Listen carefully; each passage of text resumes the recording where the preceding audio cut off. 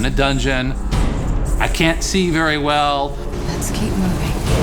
Things are jumping out, big spells, fighting evil creatures, killing people. Things are appearing and doing headshots. Things are rising from the dead, and you are into it. Hunted's a fast-paced game with a lot of depth. We work for the Lord Mayor of Dyfed. We talk about telling a dark story, but we wanted to make sure that our player was going to experience really diverse environments. Terror's down there in the dark. It was just kind of, me and Rob, our art director, getting together and kind of talking about what would it look like, what would the technology be like, and that's kind of the way that the game evolved. When we first started working on the project, it was important to come up with a style that wasn't as clean as classic high fantasy games can be. We know the place. I just felt like a true Middle Ages-like era would be dirty, things would be worn, untended, and so things are crumbling and falling apart. We try to tell the story with the environment. The wear and tear, the grime we put on it, we try to give that sense of history. You come into an area with ancient ruins of some civilization that used to live in an area, but it's about giving the world this richness and this life that is larger than the span of the game story we're telling. There are different engines that people use for different things in the gaming business. In this particular case, we use the Unreal Engine. Our focus going into this project was actually try to do what Unreal does best. Third-person shooter games and games that involve cover. And if you are moving forward into landscapes and environments, the Unreal Engine does it perfect. So what that did was allow us to spend 100% of our efforts on game design and graphic fidelity. Throughout the game, whether you're underground or above ground, you'll come around a corner and get these just amazing views.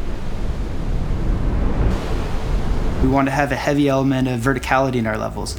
As a ranged character, sometimes being up in a post is the better area because you can get a view.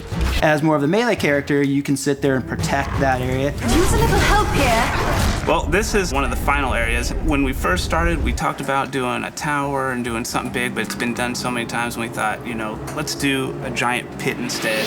There might be a little bit of a spider problem down here. These big pieces of basalt rock, they actually were modeled out in 3D first, so it really has a very sculpted feel. I want them to feel like they're stepping on hard ground and they're climbing up solid stairs and interacting with every facet of the geometry that's on the ground. We need to be at the Fountain of Alicia by morning. It's not so typical in a console game to be able to create your own world.